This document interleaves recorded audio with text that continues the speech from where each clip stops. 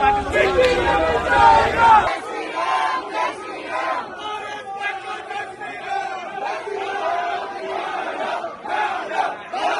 દ્રશ્ય સુરત કલેક્ટર કચેરીના છે। ફરી એકવાર આમ આદમી પાર્ટી અને ભારતીય જનતા પાર્ટીના કાર્યકર્તાઓ આમને સામને આવી ગયા અને બાખડવા લાગ્યા।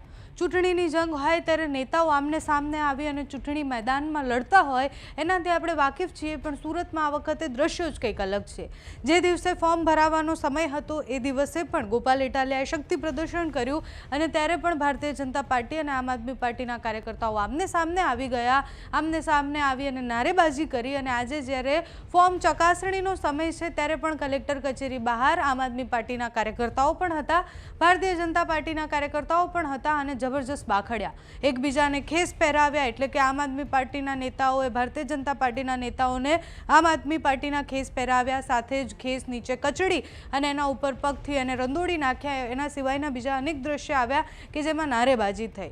કેજરીવાલ ચોર છે ત્યાંથી લઈને ગોપાલ ઇટાલિયાથી લઈને આમ આદમી પાર્ટી વિશે ભારતીય જનતા પાર્ટીના કાર્યકર્તાઓએ નારેબાજી કરી।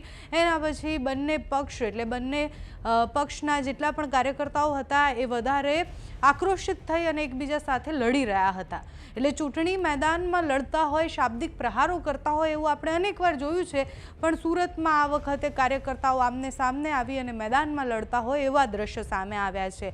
મનોજ સોરઠિયાએ એક કાર્યક્રમ દરમિયાન એવું કહ્યું હતું કે આ વખતે સુરતમાં મેયર એ આમ આદમી પાર્ટીના બનવાના છે। એના પછી સુરત ભારતીય જનતા પાર્ટીના કાર્યકર્તાઓ અને નેતાઓ જબરજસ્ત આક્રોશિત થયા છે અને એના પછી આજે જ્યારે કલેક્ટર કચેરીએ બંને પક્ષના કાર્યકર્તાઓ ભેગા ઊભા હતા ત્યારે ફરી એકવાર એવા દ્રશ્ય સામે આવ્યા જે થોડા દિવસ પહેલા પણ આવ્યા હતા।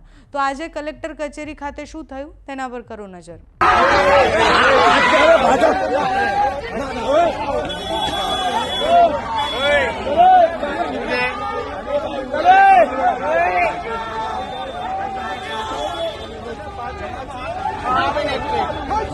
भारतीय जनता पार्टी